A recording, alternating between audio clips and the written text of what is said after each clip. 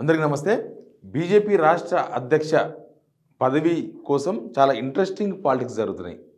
చాలామంది పోటీలో ఉన్నారు. బీజేపీ రాష్ట్ర అధ్యక్ష పదవి కోసం అందరూ అడుగుతున్నారు. ఎంపీలందరూ, ఎమ్మెల్యేలందరూ అందరూ పోటీ పడుతున్నారు. పాత, కొత్త అనే ఒక డిఫరెన్షియేషన్ కూడా బీజేపీలో ఫామ్ అయింది. ఈ విషయంలో ఈటెల రాజేందర్కి ఇస్తారన్నప్పుడు సీనియర్లందరూ ఆయనకి ఇస్తే మేము పనిచేయమని చెప్తారు. అదే బీజేపీ సీనియర్లకు ఎవరికి ఇవ్వాలన్నప్పుడు వాళ్ళు కొన్ని పేర్లు సూచన చేస్తున్నారు.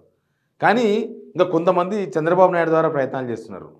కొంతమంది మొన్న ఒక ఎమ్మెల్యే వారణాసి పోయిండు. సీక్రెట్ వారణాసి పోయి వారణాసిలో ఎవరినో కలిసి అక్కడి నుంచి రికమెండేషన్ చేయించిండు. ఎందుకు బీజేపీ ప్రెసిడెంట్స్ ఎందుకు అంటే బీజేపీ ప్రెసిడెంట్ అంటే ఈ నేషనల్ పార్టీల్లో లోకల్ పార్టీలో కూడా ప్రాంతీయ పార్టీల్లో కూడా పార్టీ ప్రోటోకాలే పెద్దది. పార్టీ ప్రోటోకాల్ మించింది ఉండదు. ఇక బీజేపీ రాష్ట్ర అధ్యక్షుడు అంటే ఇంకా బండి సంజయ్ గారు ఎట్లా ప్రమోట్ అయ్యారు. బండి సంజయ్ గారు ఒకసారి బీజేపీ అధ్యక్షుడు కావడంతో ఆయన పర్ఫార్మెన్స్ చూపించడంతో ఒకసారి ఎంపీ అయ్యిండు, ఏకంగా కేంద్ర మంత్రి అయిపోయిండు. కాబట్టి అదొక స్టేచర్. ఆ స్టేచర్ కోసమని చాలా ప్రయత్నాలు చాలామంది చేస్తున్నారు. అయితే ఏంది దీనిలో జరుగుతున్న ఇంట్రెస్టింగ్ పాలిటిక్స్ ఏంది అనేది చాలా ఇంపార్టెంట్. ఒకటి, చాలామంది పోటీ పడుతున్న సంగతి మీకు తెలుసు. డీకే అరుణ పోటీ పడుతున్నారు, రఘునందన్ రావు గారు పోటీ పడుతున్నారు, తర్వాత ఈటెల రాజేందర్ గారు పోటీ పడుతున్నారు, ఎంపీలలో ధర్మపురి అరవింద్ గారు పోటీ పడుతున్నారు, కామారెడ్డి ఎమ్మెల్యే పోటీ పడుతున్నారు, ఇంకా మిగతా ఎమ్మెల్యేలు కూడా ఇస్తే చేస్తామంటున్నారు. ఇంకా అందరూ చేసే వాళ్ళే ఉన్నారు. అయితే ఇక్కడ జరుగుతున్న పాలిటిక్స్ ఏంటంటే ఢిల్లీ లెవెల్లో జరుగుతున్న పాలిటిక్స్. అసలు ఎమ్మెల్యేలుగా పోటీ చేసి ఓడిపోయి ఎంపీలుగా పోటీ చేసిన వాళ్ళకు ఆల్మోస్ట్ బీజేపీ రాష్ట్ర అధ్యక్ష పదవి రాదు అనే చర్చ ఒకటి జరుగుతున్నది. ఏంది లాజిక్ ఏంది? లాజిక్ అంటే ఏం లేదు. ఎంపీ పదవులు గెలిచిన వాళ్ళందరూ కూడా మోడీ ఫేస్ మీద గెలిచిండ్రు, సొంత బలం ఎక్కడుంది అనే చర్చ ఒకటి ఉంది. మోడీ ఫేస్ మీద ఎంపీ ఎలక్షన్స్లో గెలిచిండ్రు, అంతేగాని వీళ్ళ సొంత ఫేస్తో లేకపోతే వీళ్ళ సొంత ఫేత్తో గెలవలేదు. జస్ట్ మోడీ గాలిలో గెలిచిండ్రు ఎంపీలు. కానీ ఎమ్మెల్యేలుగా గెలిస్తే వాళ్ళ ఖచ్చితంగా వాళ్ళ సొంత బలం మీద గెలిచిండ్రని చెప్పుకునే అవకాశం ఉండేది. కొంతమంది ఉన్నారు, కొంతమంది పోటీ చేయలేదు, వదిలేసినారు వద్దని. అది బెటర్ అనుకున్నారు వాళ్ళు. ఇప్పుడు కిషన్ రెడ్డి ఉన్నాడు, అమర్పేట పోటీ చేయలే, నేను నెక్స్ట్ మళ్ళీ ఎంపీగానే పోటీ చేస్తే ఎమ్మెల్యే పోటీ అని చెప్పేసి వదిలేసిండు. కానీ కొంతమంది పోటీ చేసిండ్రు. ధర్మపురి అరవింద్ పోటీ చేసిండు, ఎమ్మెల్యేగా ఓడిపోయిండు. బండి సంజయ్ కూడా పోటీ చేసిండు, ఓడిపోయిండు. ఆయన కేంద్ర మంత్రి కూడా అయ్యిండు. ఆయనకు బీజేపీ రాష్ట్ర అధ్యక్షుడు ఆల్రెడీ అయిపోయింది కాబట్టి మళ్ళీ అయ్యే అవకాశాలు 100% లేవని చెప్తున్నారు. ఇంకా డీకే అరుణ పోటీకి దూరంగా ఉన్నారు. ఎమ్మెల్యే ఎలక్షన్స్లో పోటీ చేయలేదు, దూరంగానే ఉన్నారు ఆమె. తర్వాత కొండా విశ్వేశ్వరరెడ్డి, ఆయన కూడా ఎమ్మెల్యేగా ఏం పోటీ చేయలేదు. అప్పుడున్న నలుగురులో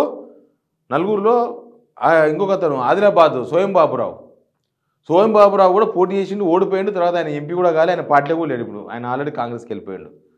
కాబట్టి ఎమ్మెల్యేగా పోటీ చేసి ఓడిపోయిన వాళ్లకు ఎలిజిబిలిటీ లేదట. ఈటెల రాజేందర్ పోటీ చేసి ఓడిపోయింది. ఇక్కడ ఆయనకున్న డ్రాగ్ ఏంటంటే ఆయన ఎమ్మెల్యేగా పోటీ చేసి హుజరాబాద్ నుంచి ఓడిపోయిన తర్వాత ఎంపీ అయ్యిండు. ఈ కాన్సెప్ట్ కనుక బీజేపీ లైన్లో తీసుకుంటే, అంటే ఎమ్మెల్యేగా పోటీ చేసి ఓడిపోయిన వాళ్ళకు అంత లేదు, ఎంపీ అయితేనో మోడీ గాలి మీద గెలిచినారు అనుకుంటే అప్పుడు ఈటెల రాజేందర్ కూడా బీజేపీ రాష్ట్ర అధ్యక్షుడు కావడానికి అవకాశాలు చాలా తక్కువగా ఉన్నాయి. అందుకే ఒక ఎమ్మెల్యే ఇద్దరు ముఖ్యమంత్రి అభ్యర్థులను ఓడించిన ఒక ఎమ్మెల్యే వారణాసి పోయి అక్కడి నుంచి ఏదో నరుక్కుంటూ వచ్చిండు అనేది ఒక సమాచారం ఒకటి నడుస్తుంది. ఆయన ఎవరో కాదు, కాటేపల్లి వెంకటరమణారెడ్డి గారు గట్టిగా ప్రయత్నాలు చేస్తున్నట్టుగా కనిపిస్తుంది. అయితే దీనిలో ఇంకా పాత, కొత్త ఇవన్నీ ఉన్నాయి. ఎన్ రామచంద్రరావు ఉన్నారు. ఎన్ రామచంద్రరావుకి ఇవ్వండి అని రాజాసింగ్ లాంటి వాళ్ళు సపోర్ట్ చేస్తున్నారు. ఈటలందరికీ ఇచ్చే టైంలో ఎన్ రామచంద్రరావు తెర మీద తీసుకొచ్చిన మాజీ ఎమ్మెల్సీ, ఆయన కూడా ఎమ్మెల్యేగా చాలాసార్లు ఓడిపోయాడు, ఎమ్మెల్సీ కూడా ఓడిపోయాడు. కాబట్టి ఆయన కూడా అవకాశాలు చాలా తక్కువ ఉన్నాయి. అయితే దీనిలో ఇంకొకటి ఉంది. అసలు ఇప్పుడు బీజేపీ రాష్ట్ర అధ్యక్షుడిని ఇస్తారా ఇయ్యారా అనేది కూడా నడుస్తుంది. ఎందుకంటే ఇప్పుడు రాబోయే అన్ని ఎలక్షన్స్ ఉన్నాయి. రేపు లోకల్ బాడీ ఎలక్షన్స్ ఉన్నాయి. మొత్తం ఇక్కడ మున్సిపల్ ఎలక్షన్స్, జిహెచ్ఎంసీ ఎలక్షన్స్, తర్వాత sarpanch elections, MPTC ZPTC elections, అన్ని ఎలక్షన్స్ ఉన్నాయి. ఇప్పుడు గెలిచిన 8 ఎంపీలు 8 ఎమ్మెల్యేలు నేనే గెలిపించిన అని కిషన్ రెడ్డి గారు ఆయన కోటాలు వేసుకుంటున్నాడు ఒక ప్రెసిడెంట్గా. రేపు బీజేపీకి అంత ఈజీగా ఉండదు. ఈ ఎలక్షన్స్ లాగా అవి ఉండవు, అదంతా వేరేలాగా ఉంటుంది. సర్పంచ్ ఎలక్షన్స్ అయినా, ఎంపీటీసీ జెడ్పీటీసీ, జిహెచ్ఎంసీలో కొంత ఆల్రెడీ కార్పొరేటర్స్ ఉన్నారు కాబట్టి ఉంటుంది అని జిహెచ్ఎంసీలో కొంత మాకు గెలవగలమని అనుకుంటున్నారు. కాకపోతే లాస్ట్ టైం ఉన్న వ్యవహారం వేరు. అప్పుడున్నప్పుడేమో అప్పుడు బీఆర్ఎస్ వర్సెస్ బీజేపీ పాలిటిక్స్ నడిచినాయి రాష్ట్రంలో. ఇప్పుడు కాంగ్రెస్ వర్సెస్ బీఆర్ఎస్ పాలిటిక్స్ నడుస్తున్నాయి. బీజేపీ ఏమంటారు నిమ్మలంగా ఉన్నది. బీజేపీ పోటీలో ఉన్నదా లేదా ఏమవుతుందనేది ఏం తెలియదు. ఇక మళ్ళీ అనవసరంగా ఆ ఓటమును మూట కట్టుకోవడము, లేకపోతే డబ్బులు ఖర్చు పెట్టాలి. ఎలక్షన్స్లో అంత ఈజీ కాదు కదా. ఇప్పుడు జిహెచ్ఎంసీ ఎలక్షన్స్కు డబ్బులు ఖర్చు పెట్టాలి, ఎంపీటీసీ జెడ్పీటీసీ ఎలక్షన్స్కు అన్నిటికీ డబ్బులు ఖర్చు పెట్టాలి. కనీసం జెండాలు టోపీలు వచ్చిపోయే కార్యకర్తలకు తిండో తిప్పలో ఏదో ఒకటి ఖర్చు పెట్టాల్సి వస్తుంది కదా. అభ్యర్థులు ఎంత పెట్టుకున్నా పార్టీ పెట్టాల్సి వస్తుంది, అధ్యక్షుడు దాన్ని బేర్ చేయాల్సి వస్తుంది. అక్కడ ఇక్కడ కొంత పికప్ చేసినా కొద్దిగా పికప్ చేసి అది కూడా ఉండాలి, ఇకమత్ కూడా ఉండాలి. కాబట్టి ఈ ఎలక్షన్స్లో కిషన్ రెడ్డికి అప్పగిస్తే ఓటమి కూడా గెలుపు ఓటమి ఏదో ఒకటి ఆయన్నే, అది కూడా ఆయన ఖాతాలు వేస్తే కొత్తగా ఫ్రెష్గా అధ్యక్షుడు అయితే ఎట్లుంటుంది అనే దానిలో ఢిల్లీలో జరుగుతున్న చర్చ ఇదంతా కూడా.